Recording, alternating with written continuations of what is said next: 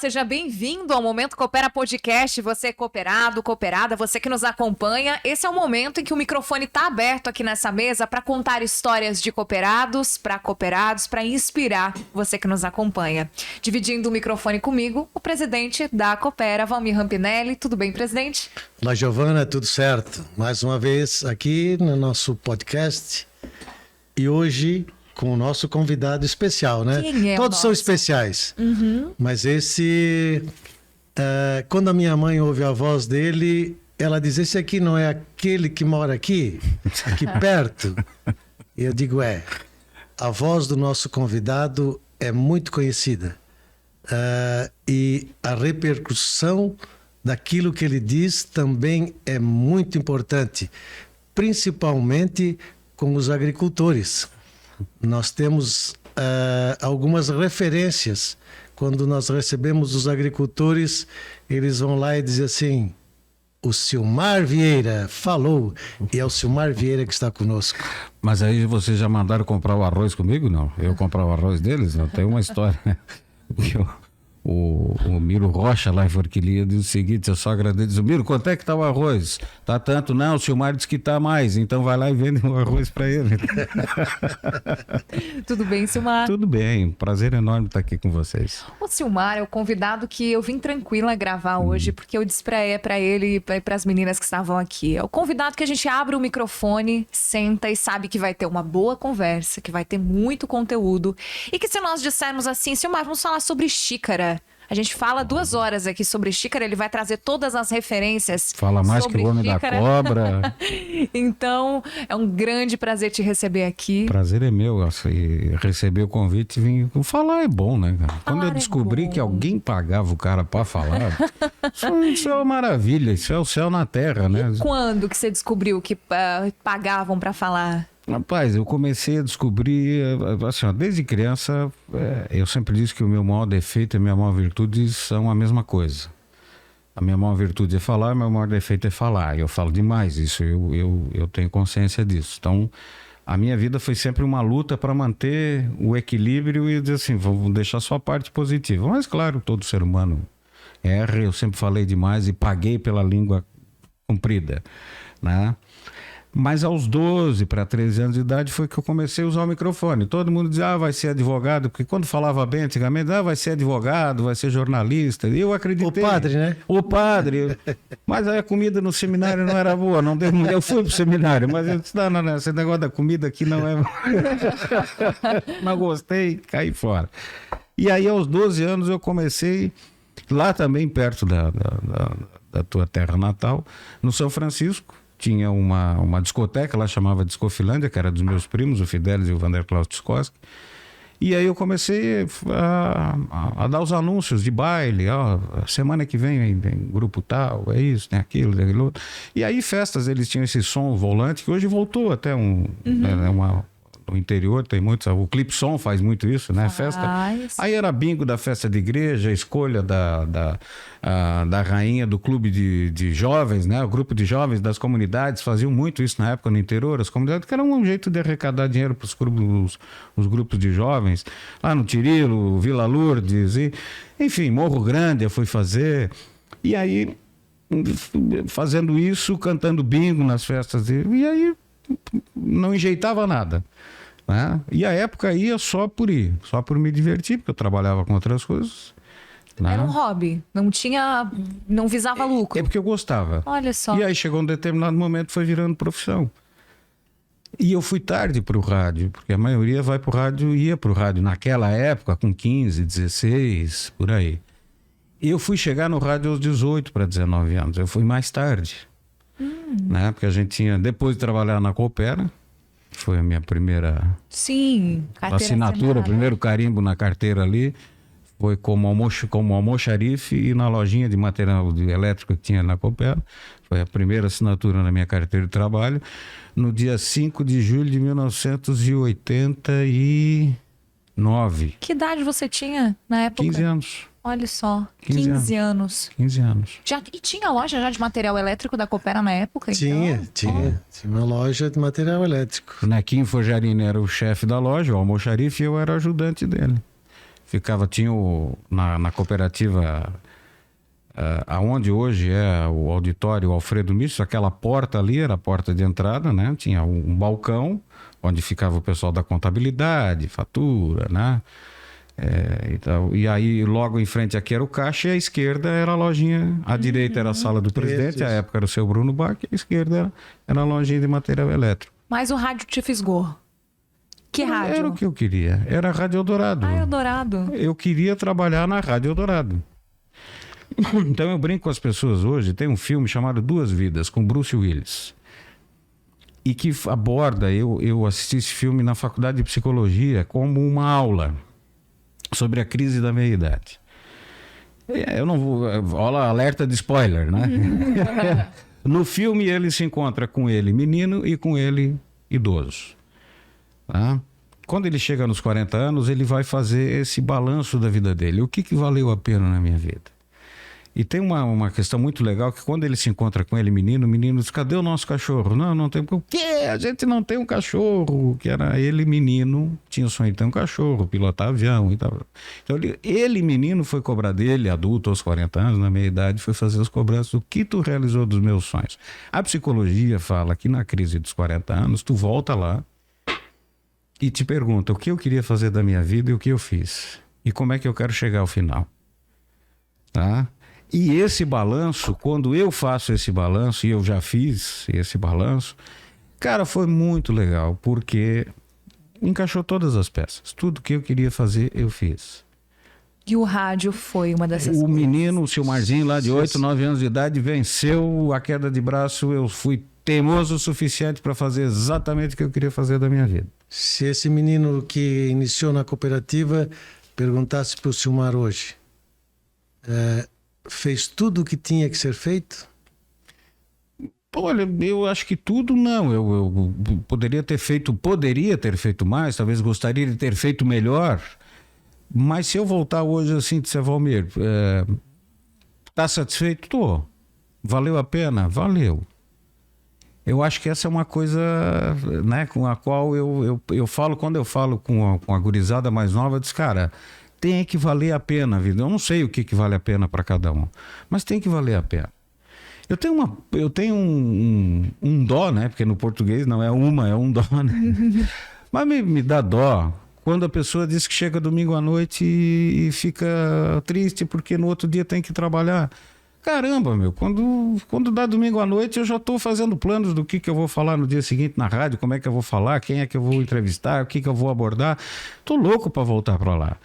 Se não é para viver assim, eu não sei, mas não tem graça viver.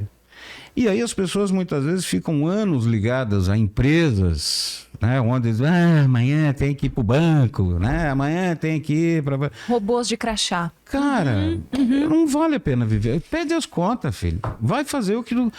mas... então as pessoas, quando eu ouço os jovens dizendo assim, não, estou indo fazer uma faculdade para ganhar dinheiro. Não, cara, faculdade não dá dinheiro para ninguém. Tu tem que fazer um curso para buscar conhecimento. Para ter conhecimento e ser um bom profissional, primeiro ser um bom cidadão, né? Vamos começar por aí. Primeiro é ser um bom cidadão. A coisa tem que começar por isso. Tu vai cometer erros? Tu vai fazer as tuas bobagens na vida, tu vai ter os teus deslizes e tal, mas no final, na fritada dos ovos, o cara diz, eu não gosto muito dele, ele dá, mas... Ele anda mais ou menos na linha. Então vamos lá. Primeiro, um bom cidadão. Depois, o que te traz um bom salário? Um bom serviço prestado. Como é que tu presta um bom serviço? Fazendo de coração, fazendo com alegria, fazendo com amor, fazendo com satisfação. Eu não vejo muito segredo nisso, né? Dinheiro, o salário é a consequência de um serviço bem prestado. Quem presta um bom serviço ganha um bom salário. É desejado. Simples assim. Por consequência. Perfeito. Eu acho que é isso. Tá? Ô Silmar, tu és graduado em jornalismo e psicologia? Pós-graduado em psicopedagogia. Psicologia eu abandonei. Eu fiquei até a 4ª fase e saí por impossibilidade na época de horário e financeira. Falar a verdade, estava curta a grana, não estava conseguindo pagar a mensalidade. Eu disse, vamos deixar mais um tempinho. Aí depois eu voltei, quando eu voltei para o jornalismo, na primeira turma da faculdade de site, que eu só tinha Tubarão, né? E aí eu disse, na verdade também não dava para mim pagar a passagem para ir para Tubarão e a mensalidade. E eu fui, vai ter que surgir em Criciúma. Um dia falando com o Zancan, na Rádio Eldorado, ele disse, vai vir jornalismo para a SATIC. Eu disse, pronto, eu vou ser o primeiro a matricular. Feito o negócio. É que você já era um pai de família, já tinha... Eu terminei o jornalismo, eu já tinha meus 2 filhos. Justo. Eu terminei a faculdade com 37 anos, jornalismo. E aí fui depois... vou voltar para a psicologia, porque é um universo fascinante, a mente humana. É uma coisa muito legal. E aí eu fui fazer as contas, eu já tinha cuidado dos meus pais, aí estava fazendo faculdade, filho pequeno, pais doentes, a minha esposa, na verdade, quem cuidou dos meus pais foi a minha esposa, eu aparecia em casa de vez em quando, aí ela foi muito compreensiva nesse aspecto e foi... ela sempre foi o esteio central de tudo.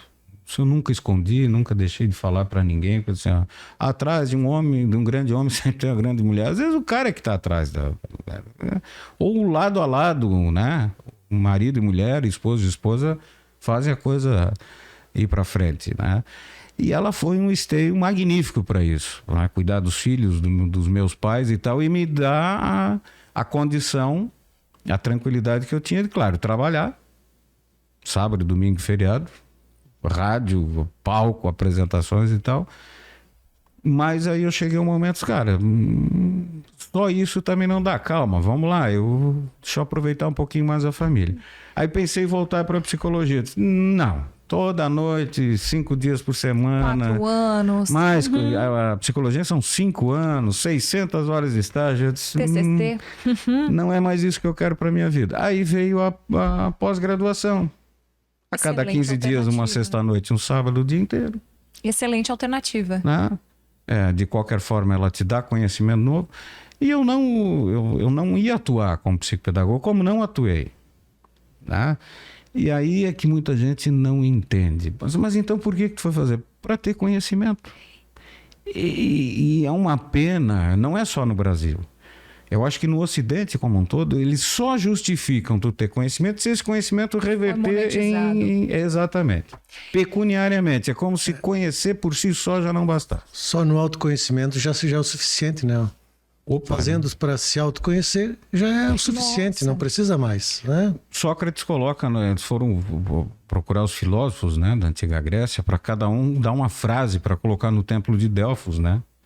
E Sócrates conhece-te a ti mesmo. O autoconhecimento conhece a ti mesmo e conhecerás o universo. Se botar em latim é noscite ipsum, conhece-te a ti mesmo, né? Conhece-te a ti mesmo.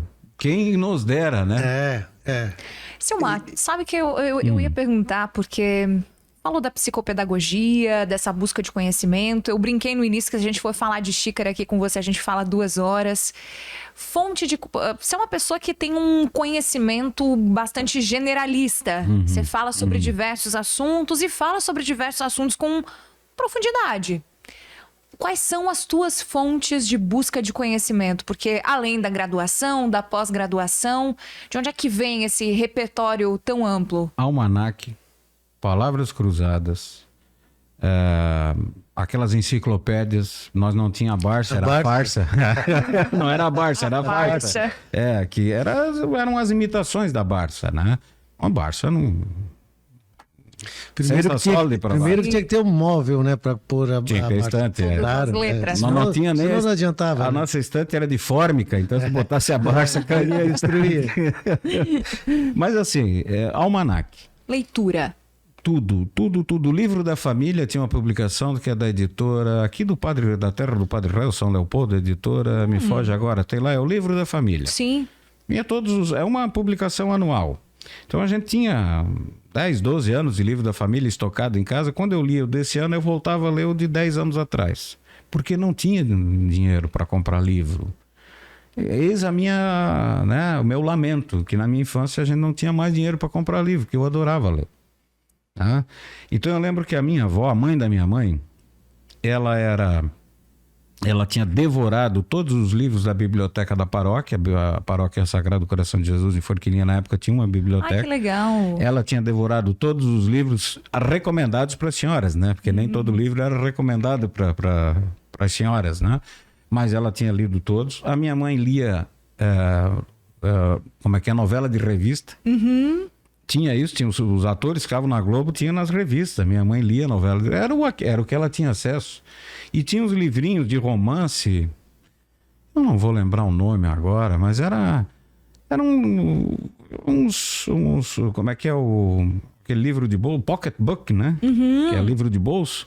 Vinha uns romancezinhos bem água com açúcar, mas legalzinho, coisinha bacaninha, a rosa e não sei o quê, os espinhos do meu caminho e tal. Eram romancezinhos assim, bem simples, mas a minha mãe lia tudo, então eu aprendi a ler com elas. Aí tinha um almanaque do Sadol, do Kremer, nas farmácias, a gente ia lá, pegava, e tinha essas curiosidades, palavras cruzadas. Eu lembro que a irmã Norberta, aos 91 anos de idade, fazia palavras cruzadas em 3 línguas diferentes para manter a cognitividade, ela dizia. Olha. Né? Que é e ela não fazia o mais levinho, ela fazia o grau mais. Então, assim, a palavra cruzada, ela enriquece teu vocabulário, ela te dá conhecimento gerais, ela te dá... Te faz fazer conexões com coisas que você já viu, exercita repertório. E aí, quando eu comecei a ganhar um dinheirinho, eu comecei a assinar revistas como a Super Interessante. Eu sou assinando da Super Interessante, eu estou com 50 anos, eu acho que eu assino desde os 17, 18 anos, a Super Interessante. A National Geographic Explorer, que era uma revista, antes de ser um canal de TV. Saiu de linha essa revista, acredito, né? Eu não vi mais. Como boa parte. Que é o Net Geo hoje, o canal era National Geographic Explorer, era uma revista. Um dia lendo um jornal, lindíssima. Eu fiquei sabendo que essa revista existia e lá tinha um endereço. Lindíssima. Tal. Era uma das assinaturas mais caras, inclusive. Que eu cheguei a fazer um curso do Instituto Universal Brasileiro só por fazer, paguei para receber de eletrotécnica, porque eu trabalhava na Coopera, o pai foi eletricista na Coopera a vida inteira. Desde que eu nasci, eu já conheci ele dentro da Coopera. Então, nunca exerci, não peguei diploma, não peguei nada, mas era assim, era oportunidade para ler. Então, quando eu tinha um dinheirinho, livro. Ia comprando um. E almanaque, cultura de almanaque. Mas hoje tu pesquisa no nosso Google, né? Abandonou a leitura? E continuas lendo... Eu tenho lido menos, eu tenho assistido mais filmes agora, Valmir. Embora os livros sempre são melhores do que os filmes. Todo filme que tu lê o livro e assiste o filme, o livro foi melhor. Mas hoje eu tenho assistido mais filmes porque os filmes te deixam mais junto da família. Eu troquei por esse... A leitura é uma atividade solitária. A leitura é muito solitária. Tu precisa ter o teu canto, sozinho. E precisa ser solitária, né? Porque... É uma experiência individual, né? Quando muito um cachorrinho ali do lado. Né? Olha, se o cachorro estiver fungando demais, nem o cachorro. Se for um pincher, já não funciona. Então a leitura ela é muito solitária. Aí eu tenho trocado a leitura por filmes, porque o filme ele é mais comunitário. A família está junto, sofá... né? O filho, o neto, é uma maravilha. Então, no final, vamos pedir dica de filme já para o Silmar, para deixar para quem nos acompanha. Que a percepção que eu tenho é que os lançamentos, o que tem vindo aí na indústria cinematográfica, tá muito aquém da qualidade que a gente pouca vê. Pouca coisa boa. Então, dá umas dicas aí no final. Vamos retificar, pouca coisa que eu gosto. Porque é meio cruel também tu dizer que é ruim, né? Não é porque eu não gosto que é ruim, né? Mas é pouca coisa que... Ô, Silmar, e essa aproximação com a família, tu sempre tiveste desde que casou? Ou ela teve momentos que teve mais aproximação, menos? Vocês acreditam Como é que foi a tua trajetória? Horóscopo, não? Vocês acreditam em horóscopo, vocês dois, não? Eu estava contando antes da gente começar a gravar, que eu não acredito. Eu fico com a máxima dos espanhóis. Eu não creio em bruxas, pero que las hay, né? Eu não acredito em bruxas, o cara fica sempre naquele um pé atrás. Eu sou do signo de Câncer. Diz que signo de Câncer, se tu der uma casa para ele não quer mais sair dali. Eu sempre fui caseiro. Então eu sempre gostei de ficar em casa. Embora eu fosse para as festas, palco. Aí quando eu digo para as pessoas que eu sou tímido, mas o palco sempre foi meu antídoto para a minha timidez. Porque quando tu tá em cima do palco com o microfone na mão, isso aqui te dá um poder igual a capa do Super-Homem, o anel do Lanterna Verde, ele te dá superpoderes. E o microfone ajudou a vencer a minha timidez. Eu sempre fui muito tímido. Então, o melhor lugar do mundo para mim, em casa. Primeiro lugar. Segundo lugar, assim, ó, com amigos e família, mas não, assim, numa varanda de paiol, com um torresminho no tacho, coisa bem colônia, bem na roça, onde a gente nasceu, coisa simples, com bons amigos e com a família junto. Eu sempre fui muito família, sempre tive esse sentido muito... Eu lembro quando eu fui para o seminário mesmo, aqui no Pio XII, aqui no Pinheirinho, dos rogacionistas, e o orientador, quando eu não fiquei, eu disse, não, padre, eu estou indo embora. Eu disse, mas por quê? Se eu tenho o sonho de ser padre, mas o meu sonho de ser pai é maior do que o sonho de ser padre. E eu ficava encantado quando eu via um marido de braço dado com a esposa grávida. Até hoje eu acho uma das coisas mais lindas do universo é uma mulher grávida. Eu não sei porquê, mas ela cria uma aura tão bonita. Uma mulher que está grávida, ela tem um brilho, ela tem uma intensidade de energia tão bonita, que eu acho que são poucos fenômenos na natureza que são tão magníficos quanto uma mulher grávida. Então, quando eu tive a minha mulher grávida, dos nossos filhos, indo de bracinho dado com ela para a igreja, eu lembro que quando ela estava grávida do nosso filho mais velho, o Augusto, ele nasceu em abril, dia 9 de abril, então em dezembro, na missa do Galo em dezembro, ela já estava com uma barriguinha bem saliente, ela foi com uma bata, com 2 tons de verde, que eu lembro até hoje a cor da bata que ela estava vestindo, e eu entrei para a missa do Galo de braço dado com a minha esposa grávida. Um momento que vale uma vida. Para mim sempre valeu uma vida. Então eu saí, respondendo a tua pergunta sobre família, é isso aí. Para mim isso... A maior realização para mim foi casar e ter filhos. E agora tem um neto. Aí a coisa... Ficaste quanto tempo no seminário? Menos de uma semana. Menos de uma semana. Não deu certo. É o que menos ficou que passou por essas nós já cadeiras tivemos aqui. um entrevistado que também passou pelo seminário. Não, eu fiquei menos de uma semana. Eu vi que no negócio... Assim, ó, eu gostava de rezar, mas missa às 6 horas da manhã, missa meio-dia, reza para tomar café, reza para almoçar, reza para dormir, reza para acordar, reza para... Não. Limites para tá exatamente. certo. O Silmar, você foi pai muito jovem? Não, eu casei jovem, eu casei aos 22, mas fui pai aos 26. Ó, a gente perfeito. esperou um tempinho para... Né? Porque a gente era pobre de marré, né? Não ia nem ter beijo pro tadinho dormir, então tinha que esperar. E uma curiosidade, você falou que era tímido. Quer dizer, então, que os teus colegas de escola e a família, quando te viam em cima do palco falando, pensavam, é o Silmar mesmo? Principalmente no começo? Mas a timidez, eu fui vencendo a timidez justamente dessa forma. Me pronunciando. Né? Essa era... Então, na escola, como eu gostava de ler história, geografia e tal, então aí a coisa ia fluindo. Quando tu tem certeza de que tu sabe a matéria, aí tu fica metido, né? Aí toda vez que é professor, quem sabe onde é que fica a capital do... Eu levantava o dedinho, eu adorava geografia. Mas com os amigos, então, eras mais na tua. Se eu chegar até hoje, assim, ó, imagina um salão, festa de igreja. Que terror. Eu já gosto de chegar na festa de igreja quando tá todo mundo na igreja. Que o salão tá vazio, eu já me coloco, depois os caras vão chegando e eu já tô aqui. Aquele negócio de chegar, ser o último a chegar que tragédia. Sabe que a gente não... Isso pra mim é muito ruim. Assim. A gente não tá contando a tua história aqui numa linha cronológica, então deixa eu pular um pouquinho. Quando você foi pra política, o Silmar não é um ser que seria político, então? Pois é meio... Isso é dicotômico, né? Isso é meio que paradoxal, tu ser tímido e ao mesmo tempo tu ser político. Mas aí é que vem o detalhe, é o meio. O meio em que tu vive. Qual o meio? A minha mãe era a filha mais nova. Quando casa com meu pai, eles ficam morando com os meus avós, na linha A, que é ali em Forquilinha, porque precisava de alguém para cuidar dos velhos. Tá? E eu sou criado do lado do meu avô, que desde a época do Pica-Pau e Maragato, a Arena e o DN, tá? Já vinha com faca no dente, sangue no olho, brigando por política a vida inteira na cidade. Tá? E eu sou criado junto com o velho, colado no velho. E eu era praticamente a cópia fiel do velho. Não fisicamente, porque ele tinha 1,90 m, era magro, eu tinha 1,70 m, gordo.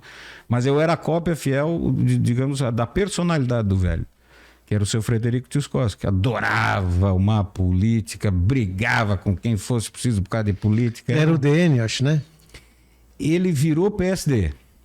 Por causa de uma confusão, porque na época teve uma junção ali do Pica-Pau e Maragato, aí veio para cá, puxou para lá, e aí ele foi da UDN, mas depois ele acabou do lado do pessoal do PSD, que daí era o PDS, né? Que foi a Arena. É. E ele acabou na Arena, e o pessoal não entendeu muito bem como é que ele sai da UDN e vem pro... Né? Mas enfim, ele era de direita. Naquela campanha do Marechal Teixeira Lott contra o Jânio Quadros, ele tinha, ao invés da vassourinha do Jânio Quadros, era a espadinha do Marechal Teixeira Lott. Ele era de direita. E essa convivência com ele, Giovana, foi que me levou a ter paixão pela política, porque só via política lá em casa. Né? Quem é que visitava o velho? Os políticos. Qual era o assunto? Política. E aí ele ia para a roça e eu ficava... Minha avó já era bem idosa, ela faleceu quando eu tinha 7 anos de idade. E eu ficava em casa para ir buscar os remédios para ela, para dar o remédio na hora certa, para acordar, e se acontecesse alguma coisa com ela, ir correndo para a roça chamar o pessoal, né? Então eu era menorzinho, eu tinha que ficar em casa com ela. Ele me deixava encarregado de ficar ouvindo o rádio para saber das notícias políticas depois. Depois transmitia. Rádio escuta. E aí eu fiquei como rádio escuta. Por falar em remédio, tu não tivesse uma passagem pela farmácia também? Também. Ah, é? O meu irmão Era a farmácia dos gordinhos, né? A Santa Terezinha, farmácia Santa Terezinha, que era de Joãozinho de Deus, João de Deus Souza. E aí meu irmão trabalhou com ele muitos anos, ele arrendou para nós tivemos uma passagem. Tem muita gente que diz assim: eu vou te apresentar o Silmar da rádio quando eu chego. Não, mas esse aí é o gordinho da farmácia. Era a farmácia dos gordinhos. Essa parte eu desconhecia. Era os gordinhos da farmácia, aí meu irmão. Mas olha só, entre coopera, farmácia, rádio, voltando ali pro ponto política. Você fala sobre política, mas você viveu o outro lado também de fazer política, à frente de secretaria de comunicação, de prefeitura. Graças a Deus eu só trabalhei na prefeitura 1 ano. Foi o pior ano da minha vida. Era isso que eu te perguntar, não gostou da experiência? Não. Eu gosto de fazer campanha. Eu gosto de fazer política. Trabalhar no setor público não é tua praia. A pior experiência da minha vida. Eu trabalhei como assessor de imprensa da Câmara, legal. O legislativo é um ambiente que me é aprazível, digamos assim. Ele é legal de trabalhar com ideias, com propostas, com discussões, às vezes com brigas, né? Mas é um ambiente de ideias. O executivo... Que lição você teve durante esse 1 ano, que você lembra, assim, que foi algo que vou levar pra vida? É pegar mais leve com o pessoal quando tu tá do outro lado do balcão como imprensa. Tentar entender que as coisas não são tão simples como a gente imagina. Não, mas é só ir lá e tapar o buraco. Não, peraí. Eu lembro que a gente rodou e quase capotou na serra com um carro da prefeitura. Eu estava dirigindo, a gente ficou em cima da mureta. Olha assim. só. Tinha que fazer a viagem porque tinha que buscar uma verba para a prefeitura, que era num evento do governador em Rio do Sul. E a gente tinha que ir nessa viagem. E era mês de fevereiro. E o carro estava com pneu careca. E não tinha como comprar pneu porque não tinha licitação para compra de pneu. A licitação do ano anterior tinha exaurido no dia 31 de dezembro. Tu tem que fazer uma nova licitação. E se não tiver aprovada a licitação, tu não compra pneu. Aí capota um carro da prefeitura. Mas por que não compra? Não compra pneu porque não pode, por lei, é proibido comprar o pneu porque não tem licitação. Então, essa compreensão de como é que as coisas funcionam no poder público, de que não é tão simples como a gente sempre diz, isso foi o ponto positivo. Não estão fazendo, vão lá e faz, tem que fazer. Mas pegar é tão um pouco simples. Mais leve. Não perfeito. Faz bastante Essa sentido. foi a grande lição. Bastante sentido. Foi de ficar um pouco mais consciente de como as coisas funcionam. E essa foi a grande frustração, querer fazer um monte de coisa, chegar lá e mãos atadas. Não dá. Não dá por isso, não dá por aquilo, não dá por aquele outro, e tu fica patinando. Eu sempre fui acostumado na iniciativa privada, onde tu fala com o chefe aqui e 5 minutos depois tu já está começando a executar o que tu discutiu aqui no... Né? Então o que cansou não foi, ou frustrou, enfim, não foi jogo político, foi a maneira como as coisas funcionam. Não, o jogo político, Giovana, assim, o jogo político é humano. Eu acho engraçado quando as pessoas dizem, política é só mais uma das manifestações humanas. Tudo que acontece ali, aí as pessoas dizem, mas aí tá todo mundo de um lado, depois tá de outro. Pega uma família grande, 10 filhos, e vai ver como é que é esse universo aqui, tu vai ver se não funciona igualzinho. Verdade. Tu sempre tem 2 desses 10 filhos, 10, 12, 14, aquelas grandes famílias, tu tem 2 que despontam. Porque tem uma percepção melhor, uma inteligência mais aguçada, ou mais coragem para enfrentar as coisas, para fazer determinadas coisas. Tu vai ter 2, geralmente antagônicos, porque as lideranças tendem a cada uma ir para um lado, porque elas não querem abrir mão de estar na frente, né? Isso é política. E aí eles vão buscar o apoio dos demais, né? Então, num grupo de 10, são 2 líderes e 8 a serem liderados. E agora nós vamos disputar os liderados. E para isso, tu tem que oferecer vantagens. Para estar comigo, os meus outros irmãos têm que sentir em mim segurança para os liderar. E isso acontece. E isso é política. Então, uma hora estão 5 brigados com esse, mas estão aqui a favor desse, daqui a pouco já não deu certo aqui, eles já viraram. Isso é o jogo político. Onde houverem 2 pessoas, haverá política. Isso já é bíblico também, né? Então, aí no Brasil tem essa mania de chamar político de corrupto, não, porque os nossos políticos, como se os nossos políticos fossem uma casta vinda de outro planeta. E não uma representação, um fragmento do que nós somos. Eu sempre uso o arroz como exemplo. O Valmir trabalha com arroz. Chega lá um caminhão com 50 toneladas de arroz. Tira um copo, 500 gramas, meio quilo, daqueles 50 mil quilos, tu tira meio quilo e é a amostra da carga. O político é a amostra do povo. Se a amostra do arroz é ruim, a carga é ruim. Tu não vai ter uma amostra boa de uma carga ruim, não vai ter uma carga ruim de uma amostra ruim de uma carga boa. O político é a mesma coisa. Se o nosso Congresso Nacional é ruim, é porque o povo é ruim. Me desculpe, mas ele só é a amostra.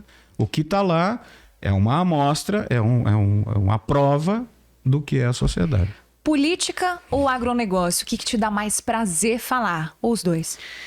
Ultimamente eu tenho mais prazer de falar do agronegócio. A política ficou meio... Embora não dá para dissociar, sentido. Porque o agronegócio também, uma vírgula fora do lugar e a cuíca já ronca. Já também. Ronca, é verdade. Né? Eu achei engraçado assim, algumas coisas, porque o pessoal passou a falar de política, mas... sem conhecer preceitos fundamentais da política, tá? Então, volta e meia tu vê assim, certas justificativas que tu olha bem no olho da pessoa e diz, e aí, mas eu tô certo, eu vou dizer para ele que ele não sabe, eu sei, ele pode estar mais certo que eu, mas a coisa ficou muito acirrada. O que eu achei surpreendente é que assim, quanto menor era o município, mais o pau encaminhava numa campanha para prefeito, para vereador. Quando era uma eleição para deputado estadual, governador, quanto mais ia subindo, mais ia esfriando. Para deputado federal, senador, para presidente, então, ninguém discutia a eleição para presidente. A última eleição para presidente, ela foi de consequências muito mais significativas do que uma campanha municipal. Teve lideranças aqui na região que foram candidatos em chapa majoritária, perderam a eleição e não teve tanto prejuízo como simplesmente por não ter pedido voto para determinado candidato na última eleição. Ele teve prejuízo político muito maior. Então, esse é o fator que chamou muita atenção. O quanto se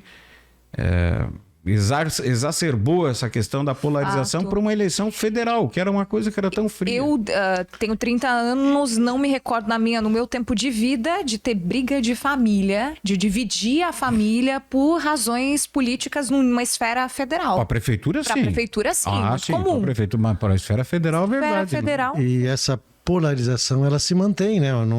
Não foi, terminou a eleição, encerrou.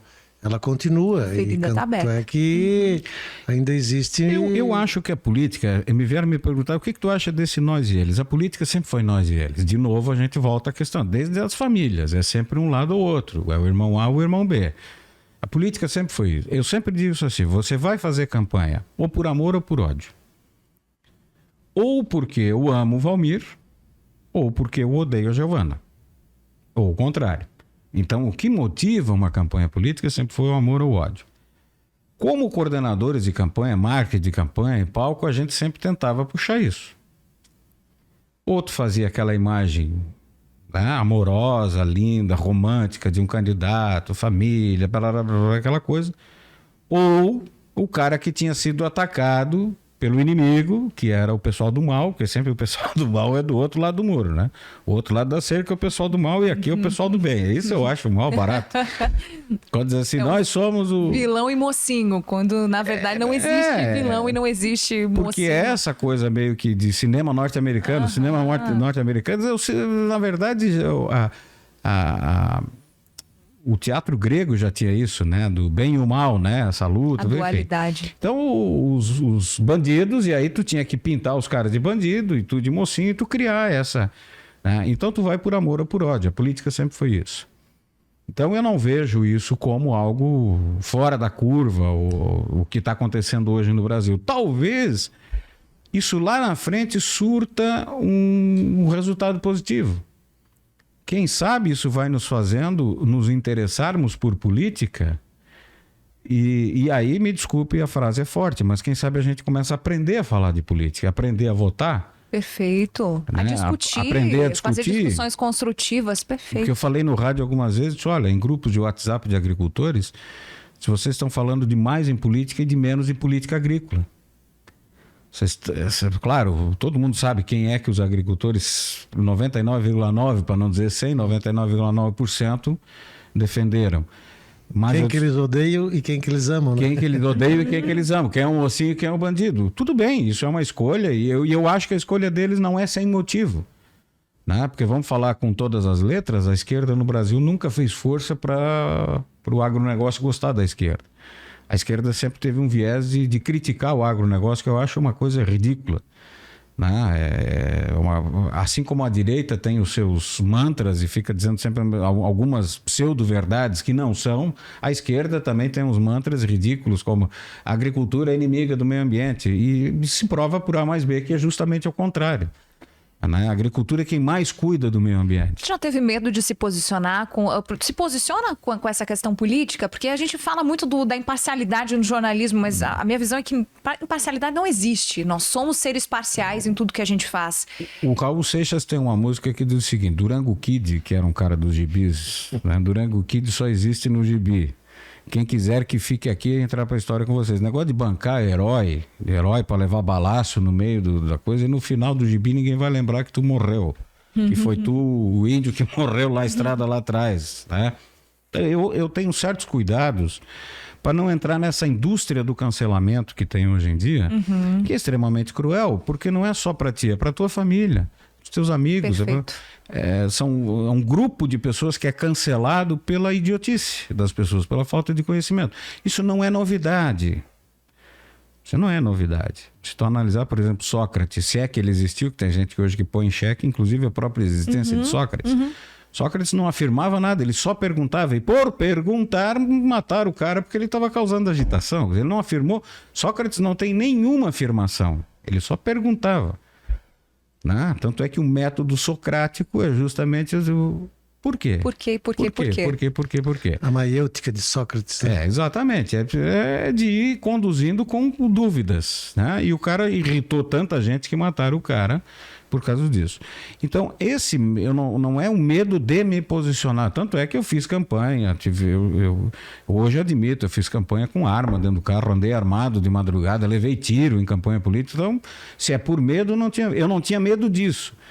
Eu tenho medo de covardes na internet, escondidos, os haters, né, como são dito em inglês, que são os odiadores. É gente escondida atrás do anonimato, da covardia da internet, né, te acusando de coisas que eles, ao bel prazer deles, eles vão inventar o que eles quiserem a teu respeito, e um bando de outros idiotas vão atrás, e isso é lamentável, e eu não economizo adjetivos a isso, porque está cheio, sabe?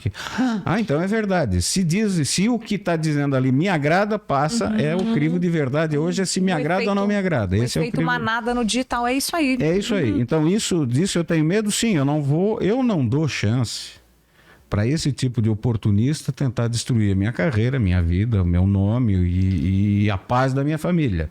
É isso que eu... Assim, então, assim, se posicionar em determinados aspectos hoje é dar chance para determinadas pessoas com intenções escusas conseguirem te destruir. Então eu sempre ando no limiar para dizer o seguinte, é a velha história de não dar chance para quem quer te derrubar. Isso aí, você falou que o microfone era um superpoder e de fato ele pode ser usado contra a gente, inclusive. Exatamente. Faz bastante sentido esse cuidado todo. Ele pode ser a criptonita, né?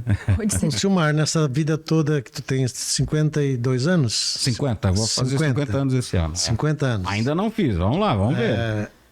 9 de abril é o teu filho, né?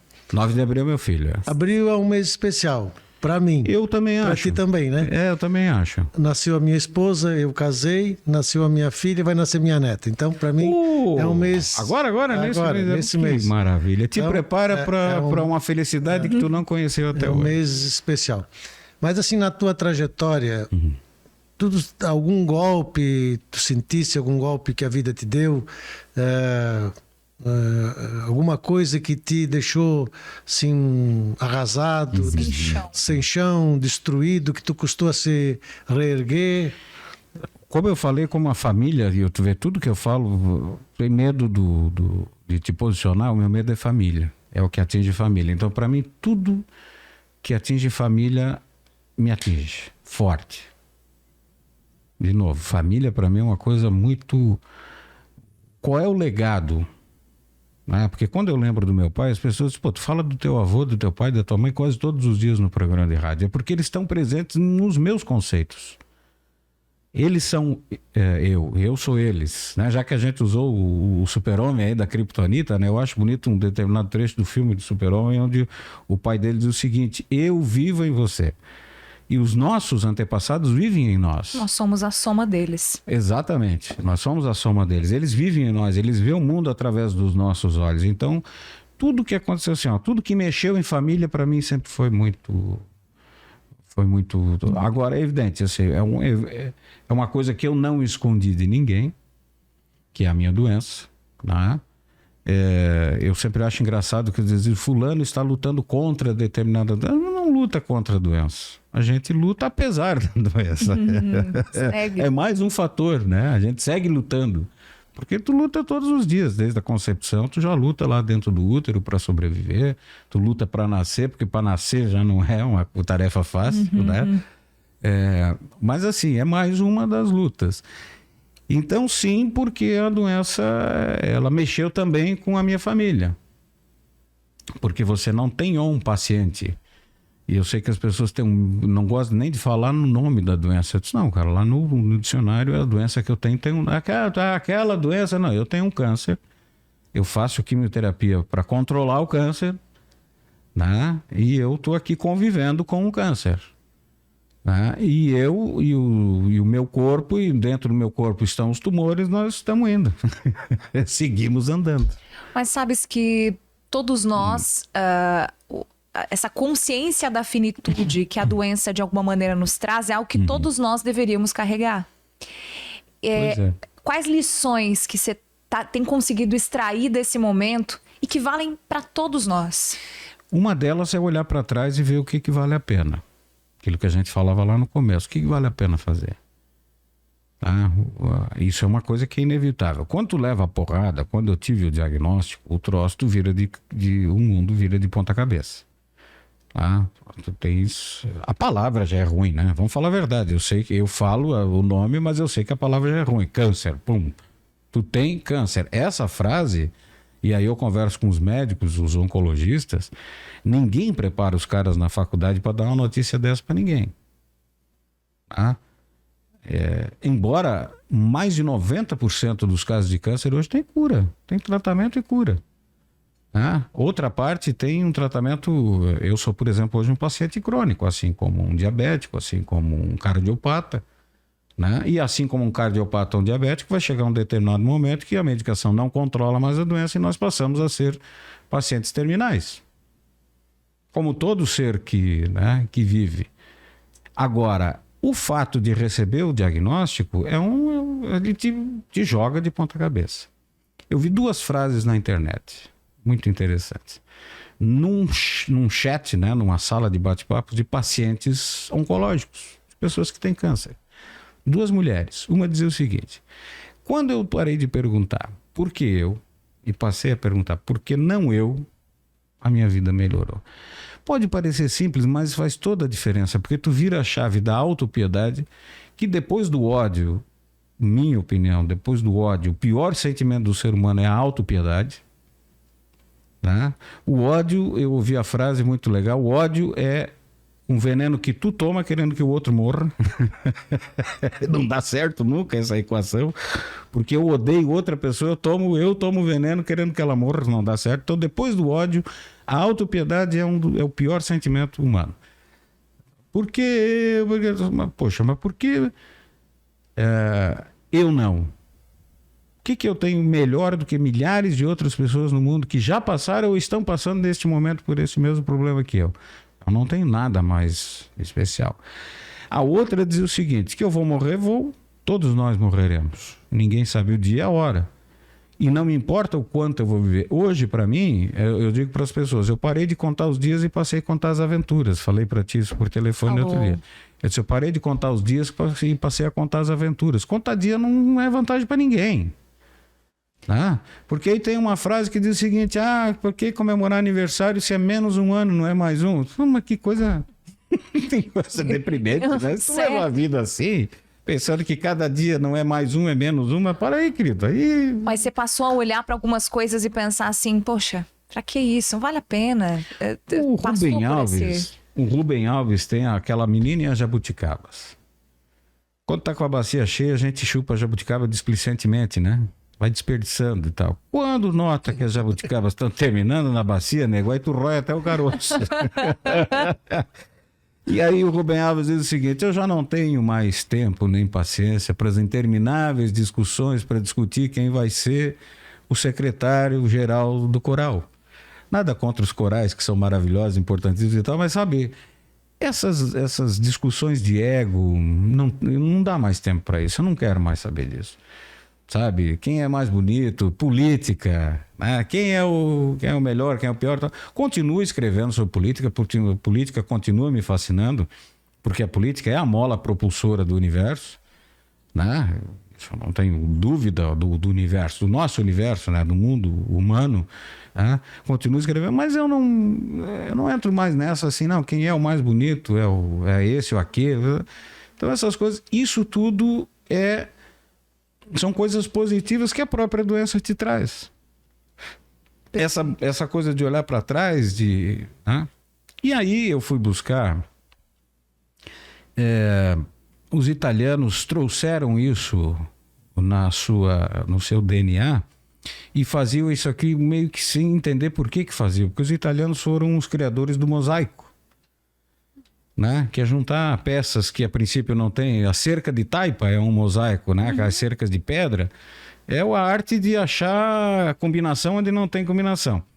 E aqui eles pegavam um pedaço de azulejo e faziam nas calçadas antigamente, ao redor das casas, eles montavam com esse mosaico. Então, assim, quando eu descobri a doença, eu fui buscar uma série de conceitos filosóficos, psicológicos, sabedoria popular, uma série de conceitos que eu tinha soltos na minha cabeça ao longo da vida inteira, das lições da vida, de uma vida inteira, e fui juntar esses pedaços para montar um mosaico, uma calçada, um piso, um chão para mim pisar em cima de novo.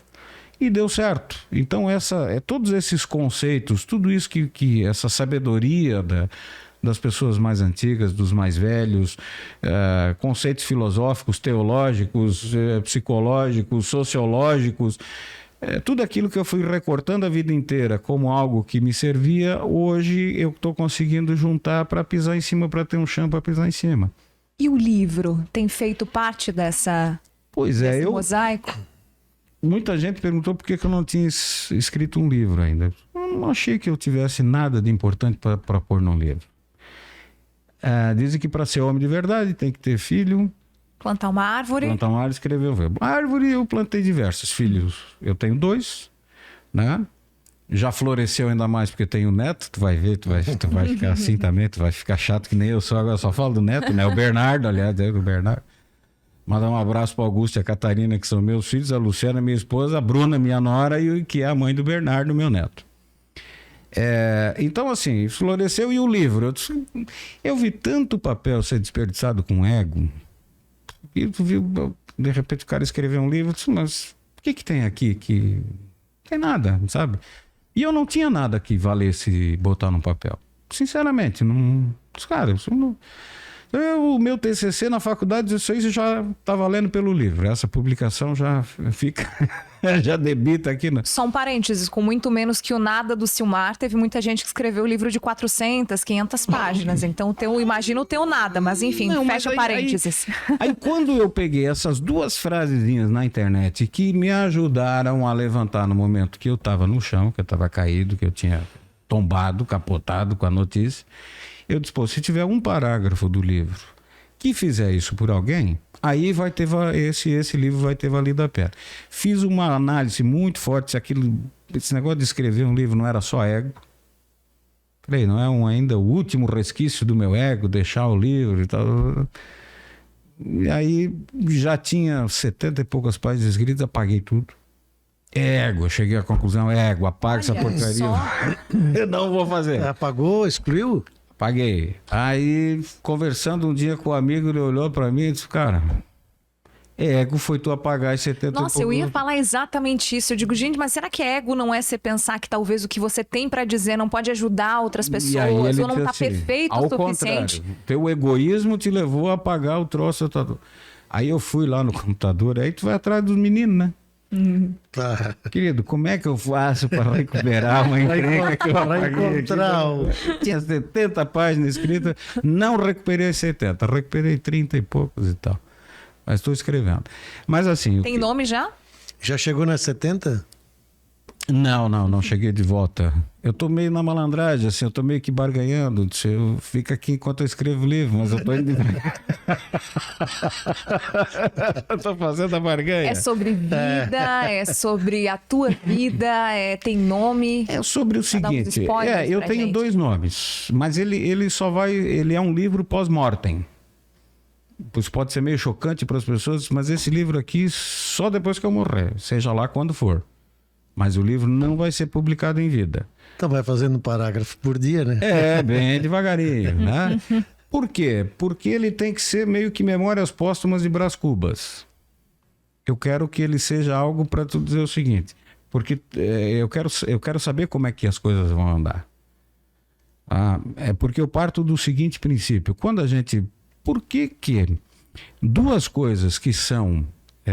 partes de um mesmo universo, elas são classificadas uma como feia e outra como bonita, se elas são os 2 lados da mesma corda da existência, que é o nascimento e a morte. Por que a gente acha que o nascimento é tão bonito e a morte é feia? Onde é que está essa... Né? Cara, eu só morro porque eu nasci. Né? Só existe a morte porque existe a existência. Meu pai dizia, só perde quem tem. Eu lembro que uma vez os cachorros mataram uma ovelha minha, eu ficava muito triste, dizia, só perde quem tem, meu filho. Né? Então ele era sabedoria, só morre quem nasceu.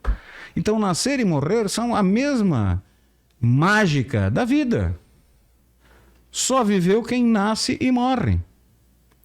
E há quem diga que a gente só dá valor à vida porque sabe da finitude, porque alguém que teria a certeza da imortalidade não aproveitaria seus dias, porque a gente passa a aproveitar quando as jabuticabas, quando são as últimas na bacia. Então a morte é o que nos faz aproveitar a vida, é o que nos dá sabor à vida. Por que as 2 pontas da mesma corda, que é a nossa existência, uma é bonita e a outra é feia? Para nossa cultura, né? Em várias culturas a morte é tão celebrada e de fato agora... Com essa conversa, eu começo a refletir sobre isso. O livro começa contando a história da minha avó. No dia 5 de julho de 1980, o Papa João Paulo II celebra a missa em Curitiba. Estava um frio de rachar. Eu tinha feito 7 anos no dia 4, no dia anterior. E aí naquele dia eu estava deitado junto na cama com a minha avó e a gente estava assistindo a missa do Papa, que para ela, católica fervorosa, era o mais próximo de Deus que ela tinha chegado na Terra com o Papa em Curitiba. Para ela era fantástico. Era como se o próprio Jesus Cristo estivesse ali. Essa era a representação, a fé que ela tinha para... Bom, Poucos dias depois, ela contou pro meu primo mais velho, dos 62, né, da família da minha mãe, hoje já falecido, né, que eu vejo ele Costa. 62. Netos, 62 netos. do meu avô, do meu avô materno. 62. O seu Frederico lá, o netos. que gostava da política, 62 netos, dos 11 filhos, 10 casados, uma tia que era solteira, 60, trabalharam bem, de 10 deu Que 62 família descendentes. Isso que a minha mãe trabalhou mal, que teve Imagina só o 2. Natal dessa família, a festa. Te conto daqui a pouco. As tornadas de rosca, pão de milho que saiu lá, que era uma beleza. Mas eu vou quebrar isso aqui hoje. Esse troço aqui. Mas enfim, e aí ela contou depois pro neto mais velho, que era muito significativo para eles, era o neto mais velho, morava do lado da casa deles, e ela disse o seguinte: o dia que o Papa esteve no Brasil, eu pedi para ele para eu morrer, porque está na hora de eu descansar. Olha só. A fé dela levou ela a rezar para o Papa, que na intenção dela era exatamente rezar para Jesus Cristo, que era o representante de Jesus Cristo na Terra, pedir a Deus que a levasse. Porque a fé dela levava ela a ter essa certeza absoluta de que o Calvário é aqui, o purgatório é aqui, a encrenca toda é aqui. A morte é o prêmio de uma vida bem vivida. E isso ela tinha certeza absoluta. Onde é que nós perdemos isso? Aonde é que a morte passou a ser um castigo e não uma recompensa? Que momento. Entende? Aonde ela deixou de ser uma consequência tabu, natural. Na verdade, é um tabu. Falar sobre morte é um tabu. É um tabu. Né?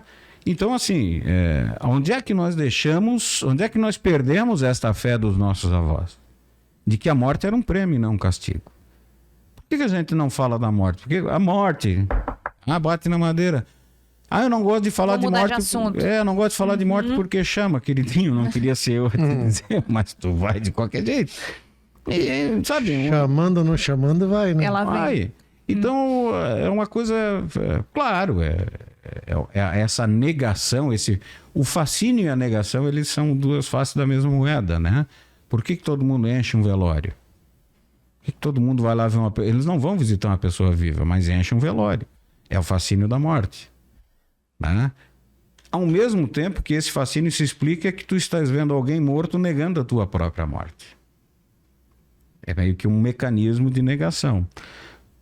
Então, o teu livro, ele é uma reflexão sobre vida e sobre morte. Sobre vida e morte severina. Muito bom. Muito bom. É por aí, mais ou menos por aí. Por que nós vivemos? Qual é o... Mas aí, assim, claro, eu vou apresentar ali alguns conceitos que vão contra crenças de algumas pessoas. Em nenhum momento a minha intenção é doutrinar ninguém ali. Tinha um adesivo uma vez que eles punham nos carros, eu não me siga porque eu também estou perdido. Não é a minha intenção doutrinar ninguém, ensinar caminho. Eu gosto da frase que concordar é secundário, refletir é importante. Importante.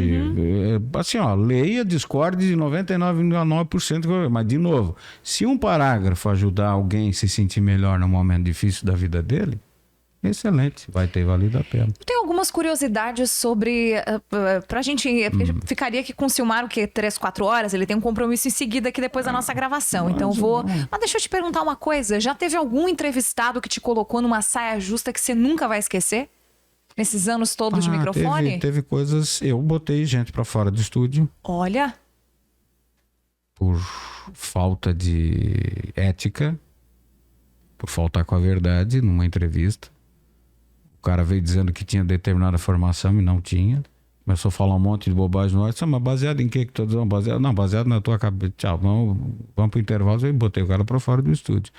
Por uma questão de que, a partir do momento que a Giovana disse para mim que ela é médica, ela vai no meu programa para dar dicas de saúde para alguém, eu tô assinando embaixo disso. A minha credibilidade está ali junto. Chancelando. Eu tô chancelando, exatamente. Então já botei cara para fora. O outro eu aturei até o final do programa, mas nunca mais voltou. E o pior, vocês sabem o que acontece? O infeliz hoje dá entrevista para as redes de televisão no Rio e São Paulo. Que disse que tinha uma formação e não tinha? E não tinha. Mas olha só. O cara dá entrevista hoje no Rio de Janeiro, São Paulo, no eixo Rio-São Paulo, para os maiores entrevistas. O cara vendeu nacional. Peixe. Um bom vendedor, então. E eu disse, tu é formado em quê? Em nada. Mas tu fala isso baseado em quê? Não, baseado em estudo. Mas que estudo? Que universidade? Não, estudos das universidades. Sabe aquela coisa de picaretation? Universidade da vida. Enrolei, embromation, né? É isso aí.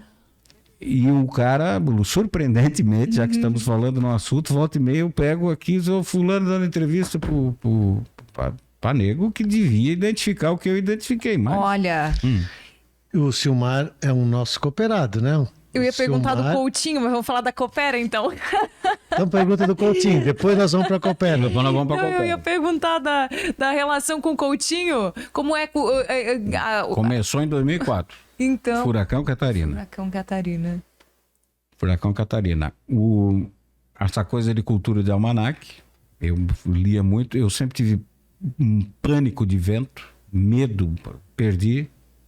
Alguns anos atrás acabei perdendo. Perdendo não, foi um processo, né? Mas o medo me fez... Tu é praticamente um especialista naquilo que tu tem medo. Toda pessoa que tem medo de alguma coisa, ele acaba virando um especialista no assunto. E clima, eu virei um especialista em clima porque eu ia buscar informação, eu queria saber, queria conhecer, né?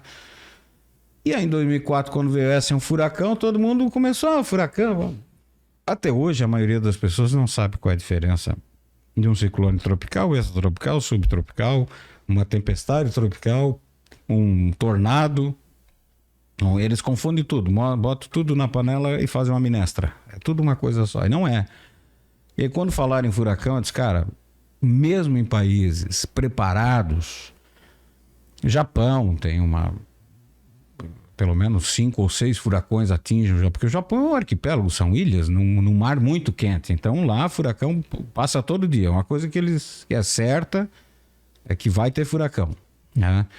Mesmo em países assim, Estados Unidos, Austrália e tal, eles causam muitas mortes. Quando você é um furacão e vai vir para a costa brasileira e deve atingir o sul de Santa Catarina, vai morrer muita gente.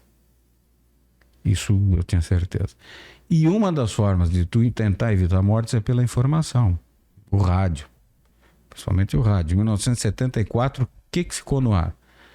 A Rádio Maristela de Torres e a Rádio Eldorado em Criciúma, e ficaram fazendo ponte aqui, ajudando as forças de defesa a ajudar as pessoas, a levar informação de famílias, essa coisa toda. Então, assim, eu sabia que ia ser fundamental. E foi. Então, nós tivemos 10 mortes, 2 em terra, um cidadão em Araranguá foi atingido por uma árvore, o outro não lembro qual foi o caso, e 8 que até hoje não são considerados, são considerados desaparecidos, que foi um naufrágio em alto mar. Eu diria que nós escapamos muito barato. O tamanho do evento que foi o Furacão Catarina, tu passar com 10 mortes, nós passamos, claro, para a família dessas pessoas que faleceram, o preço é muito alto. Mas como sociedade nós pagamos um preço muito baixo pelo tamanho daquele evento. E aí a relação com o Coutinho veio ali. Que aí ele percebeu que eu conhecia o troço, nós ficamos uma noite inteira trocando informação. E tanto é que um mês depois do Furacão Catarina eu fui convidado a apresentar o programa das 10 ao meio-dia na Rádio Eldorado. E foi a primeira vez que eu botei o pescoço fora d'água no rádio, que eu fui para um horário nobre do rádio, foi ali em 2004. Eu perguntei porque eles nutrem, se a gente ouve o programa, uma amizade, uma conversa tão leve, tão próxima, os dois conversando, que eu tinha essa curiosidade desde quando se conheciam. E claro, é notável que o Coutinho ele tem essa amizade, nutre essa amizade, esse carisma pelo Silmar, muito também pelo conhecimento, pelo nível com o qual os dois conseguem dialogar sobre o tema. Mas é uma amizade engraçada, assim, é uma amizade no rádio. Porque não é com todo mundo que flui essa conversa do Coutinho. Ele veio uma vez na minha casa e eu fui na casa dele, acho que no máximo 4 vezes. A última vez que eu estive na casa dele já tem mais de 4 anos. Ou seja, a gente não se visita, a gente não fala, afinal de... Quando é que eu e o Coutinho conversamos? No ar. E ele não chama Silmar, né? Fala, gordo! É o gordo! Fala, gordo! E eu fiz a pior coisa que devia fazer. Eu não gostei. A primeira vez que ele me chamou de gordo, eu digo, mas que coisa... Deselegante. Não pelo gordo. Eu podia me chamar de gordo à vontade, mas o gordo, aquele acento que ele colocou, que coisa ridícula. Pronto. Ficou. Marca. Quando tu não gosta do troço, aí eu desisti, deixa chamar de gordo. Mas desculpe, atravessei com o assunto do Coutinho, quando a gente ia falar da Coopera. E a Coopera, tu és um cooperado, mora na Santa Rosa, e tu, desde os 15 anos, tens acompanhado a Coopera. Como é que tu vê essa evolução da Coopera para a Forquilinha, né? Eu vou dizer uma coisa para ti, Valmir. Assim, a coisa que mais me assusta em Santa Catarina, e eu agora, vindo para cá, hoje de manhã eu li a reportagem de que o governador Jorginho Mello lançou uma força-tarefa junto com a Celesc. E me desculpe o que eu vou fazer aqui, a gente está fazendo um programa de uma cooperativa que é parceira da Celesc, mas sou eu que estou falando. Vocês se preservem em não dizer isso. A Celesc é uma vergonha para Santa Catarina. Assim como é a Casan também, é uma vergonha para Santa Catarina o serviço que essa gente presta para o contribuinte de Santa Catarina. Tá? Por quê? O governador Jorginho Mello vai fazer uma força-tarefa agora com a Celesc para levar a energia trifásica para as propriedades rurais de Santa Catarina. Pasmem, Santa Catarina é tido como a Suíça brasileira, o estado de maior desenvolvimento da agropecuária nacional, líder na questão genética de ponta de suínos e aves, o maior produtor e exportador de suínos do Brasil. 60% da carne suína que o Brasil exporta é de Santa Catarina, um estado que tem 1% do território nacional. Nós somos o segundo produtor e exportador de ave, perdendo apenas para o estado do Paraná. E aí nós somos campeões. Cebola, maçã, blá, blá, blá. E os últimos 3, 4 governadores só dizem, não, cada secretário da Agricultura que assume, olha, nós ainda, a nossa meta é levar a energia trifásica a todas as propriedades rurais de Santa Catarina. Gente, eu estou fazendo 50 anos agora em 2023, eu nasci em 1973 na linha Ainque, em Forquilinha. É uma comunidade do interior de Forquilinha, a zona rural. Em 1973, quando eu nasci, tinha energia elétrica na nossa casa. E era trifásica. Há 50 anos atrás, uma cooperativa dava energia trifásica. Claro, tinha lá as suas precariedades em função da própria estrutura de tudo na época. Agora, há 50 anos atrás, quando eu nasci, a casa onde eu nasci tinha energia elétrica trifásica. E tinha lá um tufão, que a gente dizia, chamava de tufão, para um picador de milho. Que para a época era um avanço para uma propriedade rural que tinha vaca leiteira como nós tínhamos, ter o picador de milho. Cara, Santa Catarina, a Celesc, as centrais elétricas de Santa Catarina, tem a pachorra, a coragem, a falta de vergonha na cara de me dizer que todas as propriedades rurais de Santa Catarina, nem todas as propriedades rurais têm energia trifásica para ter um resfriador de leite de qualidade. Então, assim... Tu me pergunta da Coopera, é isso que eu tenho para te dizer. Coopera 50 anos à frente das centrais elétricas de Santa Catarina. Tá? Eu não sei aqui, entre ranking de cooperativas, não vou aqui cometer uma leviandade em afirmar isso, mas assim, nós temos energia barata, né? Eu sei que a mais barata do Brasil. É a mais barata do Brasil, energia é de qualidade. Eu estava lá no Arroio do Silva, em janeiro desse ano, estava lá na praia, na casa do meu sogro, com a família, então daqui a pouco eu recebo, como já recebo, acho que há 10 anos já, não? O SMS? Não, uns 5 anos. 5 anos? Recebi um SMS, estamos cientes da falta de energia na sua unidade consumidora, só faltou energia lá em casa, olhei para o céu, tá passando uma trovoada lá para cima. Daqui a pouco a energia está restabelecida, voltou a energia lá em casa, podemos ir embora que o portão já abre. Brinquei até com a minha mulher, né? É isso, é tranquilidade, gente. Isso é tranquilidade, isso é qualidade para o associado. Então, quando falo em cooperativa, seja lá de que área for, se for de energia elétrica, da agricultura familiar, cooperativa de crédito, botou o nome cooperativa, eu bato palma. Tá?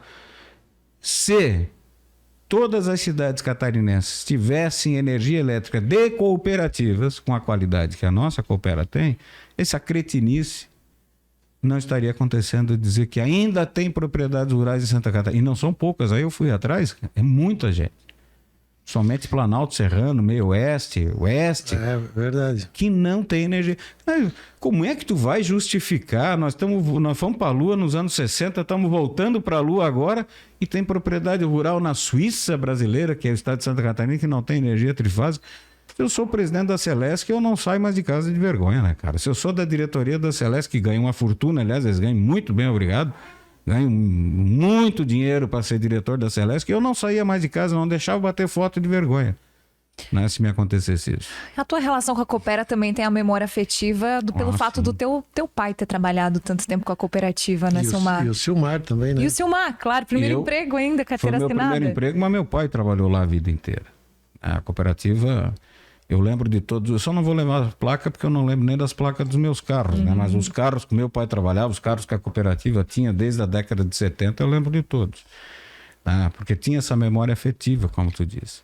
Né? Falar em que era a Serfol, Cooperativa de Eletrificação Rural de Forquilinha Limitada, né? E depois passou para... Me ajuda, antes de cooperativa... Cooperativa pioneira, né? Cooperativa Pioneira. Isto, Mista pioneira. Mista pioneira. Cooperativa Mista Pioneira de Forquilinha Limitada, e hoje a Coopera. Né? E hoje a Coopera já se divide entre Coopera Telecom, Soluções Elétricas e Telecom. e tal. Então, assim, eu lembro da cooperativa ainda na rua João José Bach. Hoje é um consultório odontológico ali, né? Na rua da igreja ali, que era a antiga sede da cooperativa, né?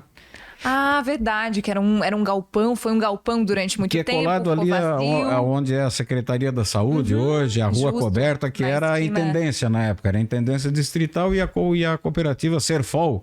Tinha um tapete grande na porta de entrada ali, a parte da frente era o escritório, que é para a Rua João José Bach, a Rua da Igreja, e ali os fundos eram o depósito. E os carros ficavam na rua, estacionados na rua. Também, uma época que... Podia ficar, né? Podia deixar a chave na ignição, né? Era uma coisa, eram outros tempos. Depois, início da década de 80, acho que foi 82, 81, 82, que foi inaugurado o novo galpão, onde é o auditório Alfredo Michels, ali hoje. Soluções elétricas. Soluções elétricas, ali tinha um galpão, né? Que era um almoxarifado ali, né? Exatamente, aí ficou do lado ali o escritório, onde é o auditório, e onde tem os cursos ali e tal. Enfim, ali era o galpão onde era o almoxarifado, a garagem e tal. Tá? E onde foi durante muitos anos a sede administrativa da cooperativa. Coopera. Então eu lembro da inauguração daquele galpão ali na década de 80, o dia a dia. Agora, muita coisa mudou nesses anos. Eu nasci em 73, comecei a lembrar, tu começa a ter memórias a partir dos 4, 5 anos de idade, então ali no final da década de 70. Muita coisa mudou nesse período. Tecnologia, o jeito de fazer as coisas, o trabalho com as redes. Meu Deus do céu. O que nunca mudou foi o compromisso com o associado. Esse é o fator preponderante. Isso que não pode mudar numa cooperativa. Porque as tecnologias vão avançando, tu tem que avançar junto. A gente colocava com aquelas fisgas, né? Que era forca, com pá, vai lá levantar um poste. Podia derrubar um eucalipto no mato, trazer, a cooperativa aceitava. Hoje, evidentemente, tem todo um padrão. Já não pode uma poste de madeira, nem os de madeira tratados, já tem que ser... Tudo bem, isso vai avançando, isso vai mudando. Era uma tomada, agora é outra. Era um medidor de energia, agora é outro. Ótimo. Então, o que não pode mudar é o compromisso da cooperativa com o associado. E isso não mudou. Os princípios do cooperativismo, né? Precisam ser mantidos sempre, né? É isso aí. E isso não mudou. Então, assim, muda presidente, há questões políticas, há eleições, há discussões. É do jogo. É atividade humana. É normal. Nós já tivemos as nossas diferenças, nós já estivemos em lados opostos em campanha. Agora, esse processo é um processo natural. E ele é saudável. Mas, de novo, quem assume tem que ter a ideia de que a cooperativa continua sendo de todos. E isso não se perdeu ao longo desses anos. Tá? Então eu trabalhei muitos anos lá. Quando eu fui fichado era o seu Bruno, era o presidente. Tá? Depois quem era o vice? O seu Fridolino Steiner, acho que era o vice na época... Não, ele foi... O gerente era o seu Fridolino, mas a diretoria, quem era o vice na época? Fortunato Rampinelli. Achei que era o seu... O Fridolino foi vice do Bruno também uma vez, eu não me lembro assim, mas é que nós ali, eu era bagrinho, né? Eu só sabia quem era o presidente e o gerente, que era onde o cara tinha que fazer o sinal da cruz, né? Na frente dos chefes. E eram outros tempos, tá vendo? Mas eram duas pessoas, né? O seu Fridolino e tal. Mas eu não lembrava disso, não. Mas é que a gente não ficava na hora das reuniões, a gente ficava ali durante o dia, né? No dia a dia. Certo. As reuniões. Mas assim,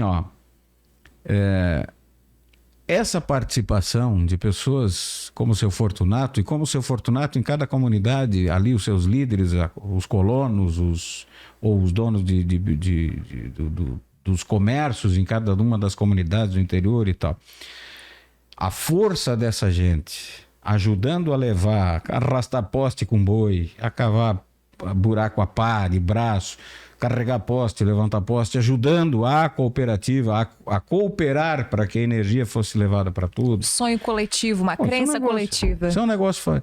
É por isso que eu digo para vocês, falou cooperativa, eu tô junto. Olha, entrevistar o Silmar e aprender são sinônimos. E a gente teve uma aula aqui de isso é enrolado cooperativismo. também. Eu enrolo bem. Vocês não se iludam porque eu enrolo bem. Uma aula de vida, é uma aula de fazer jornalismo, de fazer bom jornalismo. E uma aula de cooperativismo, hoje de história da Coopera a gente teve aqui também, sempre contados de uma maneira leve, com um nível de detalhamento que deixa rico, mas não deixa chato ao mesmo tempo. Então, você que está nos acompanhando e que gosta de aprender ouvindo, coloca esse podcast lá desde o começo e vai ouvindo. Ouvir o Silmar é aprender. Foi uma conversa deliciosa.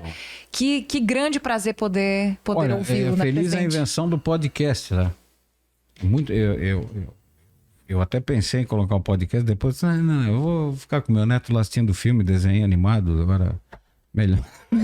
Mas ele dá uma liberdade para entrevistar e ser entrevistado, que é maravilhoso. E para ouvir também. Legal. Tu vens de Forquilinha a Criciúma, tem meia hora, 40 minutos que dá para ficar ouvindo o podcast. Sim, né? Sim. Volta mais 45, então é uma hora e meia de podcast que dá para ouvir por dia. Então acho interessante. Os próprios eu programas vim para cá ouvindo podcast, né? Os próprios programas de rádio, hoje a gente deixa tudo em podcast na nuvem, né? E aí, hoje, por exemplo, eu tenho ouvinte que chega em casa ao meio-dia para almoçar e bota a previsão do tempo. Ótimo. Na TV, no Smart TV. Por demanda, quando ele quer, no tempo que ele quer. Muito bom. Legal, isso. Viva o futuro. Viva o presente também. É verdade. Muito bom. Presidente, vamos encerrando então e agradecendo a presença do Silmar mais uma vez. Isso aí, muito obrigado, Silmar, por atender o nosso convite. E foi para nós muito importante essa tua opinião, a gente ouvir toda essa tua história, né? Que apesar da tua idade pouco ainda reduzida, mas tem muita história e que pode ajudar muita gente. Viveu pouco, mas aprontou bastante. Muito obrigado. Que a sabedoria, ela às vezes não é proporcional à idade. Na maioria das vezes. E a tua sabedoria com os teus... De novo, eu enrolo bem, não te engano, eu enrolo bem. Mas é muito legal. É verdade, se puxar qualquer assunto com o Silmar tem... Desenrola. É gostoso ouvir e assim, você usa bem esse superpoder que o microfone te dá, isso é importante. Eu quero que tu leve um beijo, Amir, para dona Ângela. E olha que eu tenho péssima memória para o nome. Como é que eu lembrei o nome da tua mãe? Que o nome da tua mãe é dona Ângela. Porque eu entrevistei uma vez o teu pai e ele fez uma declaração tão bonita. Quando eu disse assim, seu Fortunato, se fosse voltar, ele casar com a Ângela de novo e fazer tudo que eu fiz. E ali eu gravei o nome da tua mãe e não esqueci mais. Porque foi tão bonita aquela declaração do teu pai. Disse, se voltar... ele fez o mesmo, olhou para trás e valeu tudo a pena a vida do seu Fortunato. Ele disse, casar com a Ângela de novo e fazer tudo de novo. Queria voltar a carregar os mesmos caminhões de novo, fazer força. E aí eu marquei o nome dela. 72 anos juntos. E aí manda um beijão para ela que ouve a gente lá na Rádio Eldorado. Então, obrigado a ela. Tá bom, muito obrigado. Dê um beijo a ela. E os teus pais também. Muito obrigada, Silmar. Muito obrigada mais uma vez. Eu que agradeço o convite. E muito obrigada a você que nos acompanhou até aqui. A gente volta a conversar, se ver no próximo podcast no Momento Coopera. Até breve.